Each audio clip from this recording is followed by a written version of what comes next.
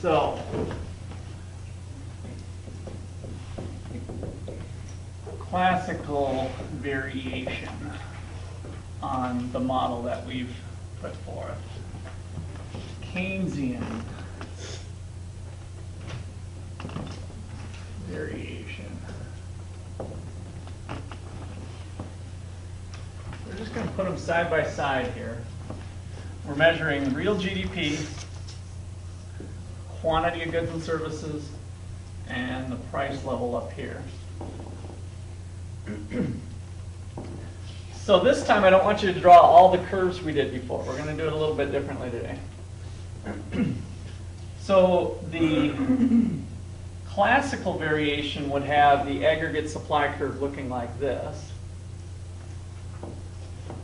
So this would be aggregate supply, which we were previously calling long-run aggregate supply. Your textbook's going to just show a supply curve, I think, and then they'll explain what they mean, but they might just put an S there.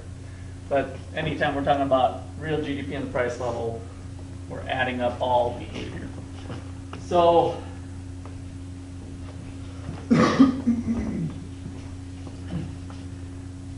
in the classical model, the aggregate behavior of all the agents in the economy, businesses, government, and households,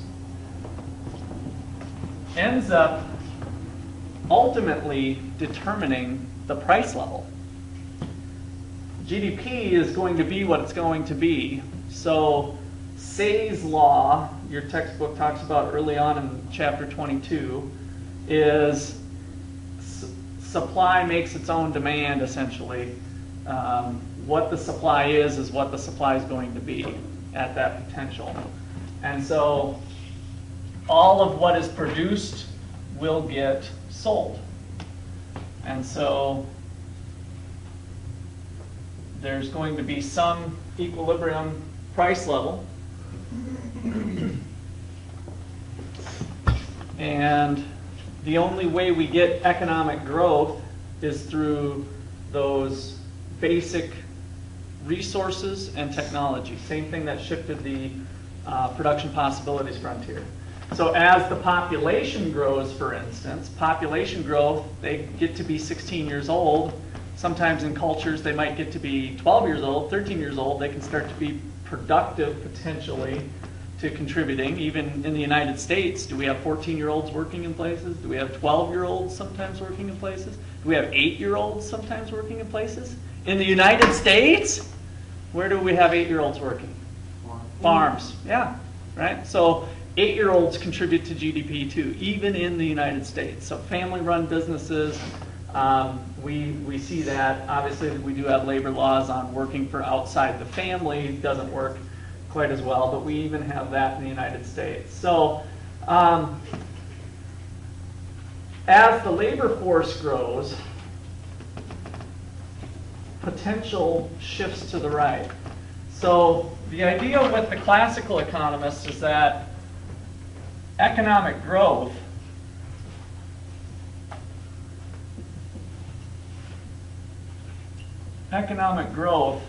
occurs through changes in potential GDP over time. So we'll call this P1 and P0, I guess. And that happens through an increase in resources,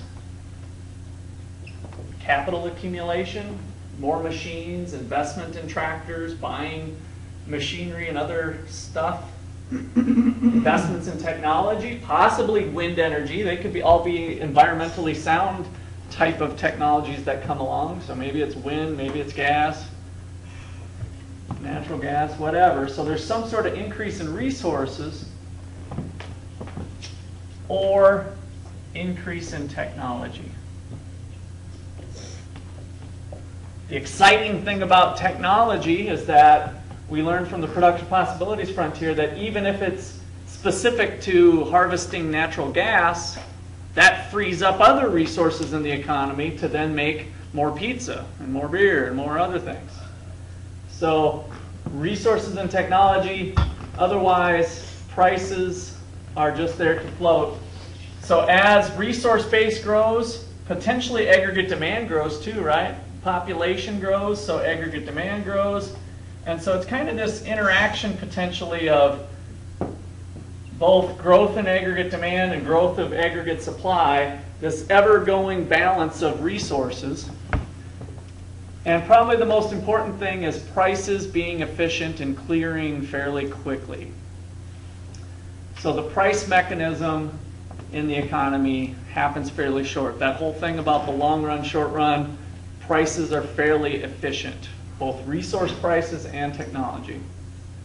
That's the classical thought.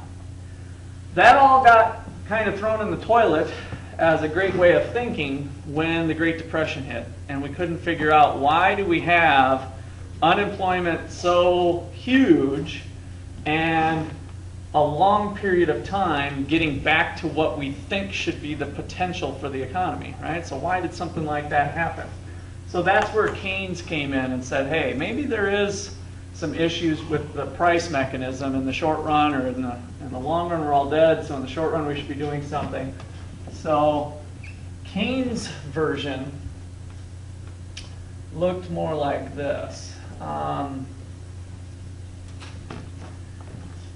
His supply curve looked like this in concept. Completely, whoops, that's supposed to be, kind of has this downward slope to it. Perfectly horizontal. Potentially.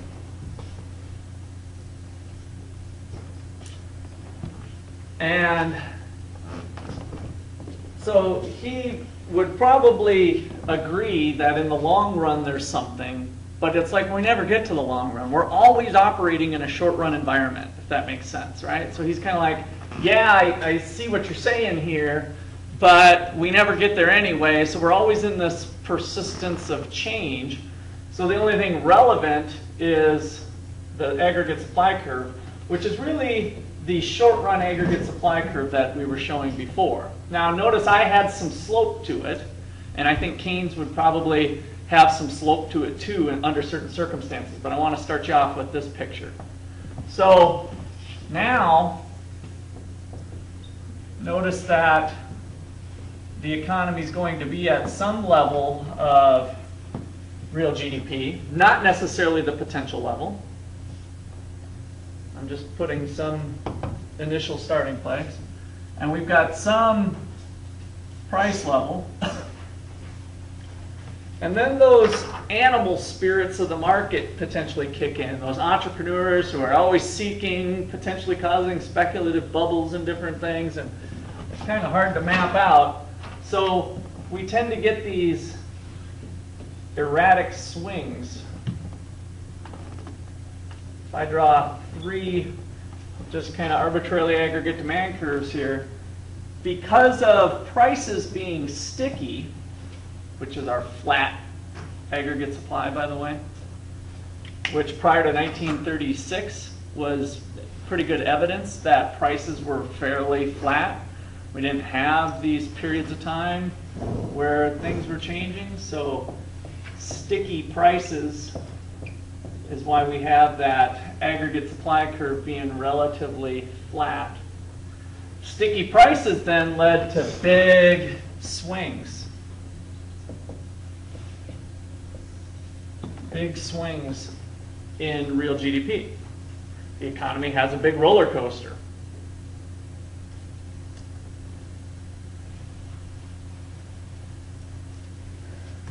And then how can we help things out?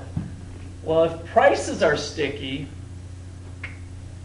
then the government can step in and offset some of these erratic swings by the households or by businesses. So they're doing things that cause instability in the system. Maybe the government can counter that by pulling back. When things are slumping, they can pump in. So remember, 2 days ago when we did the increase in government spending, so suppose that businesses are freaked out and profit expectations are low and aggregate demand shifts to the left, causing a slump in the economy, let's have the government buy weapons of mass destruction and offset that. Right? So we're kind of doing this counter action to help things out. So big swings, and we can use fiscal policy to offset animal spirits.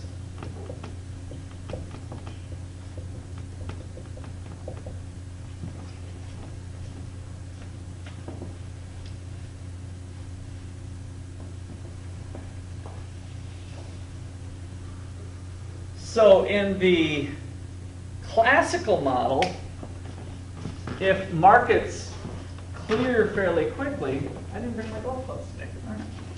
Now you're going to have to get a fat arm in here. If the government increases spending, like I'm showing here from 80 to 81, what happens? What's the response? Let's eliminate this blue one. What happens to real GDP? Nothing, right? Stays the same down here, and that spending is just inflationary. Now, one thing I'll throw at you, because Keynesians usually do, and I should say not even necessarily Keynesian economists, but Keynesian politicians and Keynesian media will say, well, what about the New Deal? How come that's why we all believe in this stuff? Let's build some roads, let's build some bridges, let's build blah, blah, blah. Well, my argument to that is that was a change in resources. If we're putting paved roads where there was dirt roads before, you guys have seen those old pictures where the Model Ts and stuff are driving down muddy dirt roads like this. You know, did that help the market system? No, it slowed it down. And so again, we were investing in resources under those circumstances. But we can go give somebody a job tomorrow. The government can give somebody a job by going with some machinery and tearing up Cedar Street and then rebuilding Cedar Street. But how much more additional value does that road give society?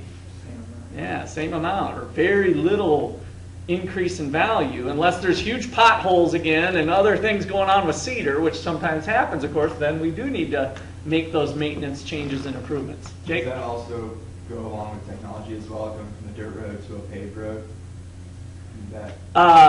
Yes, I mean changes in technology in terms of how you build a road, or yeah. As opposed to using dirt. Instead of using dirt, yes, definitely. Yeah, the cost came down.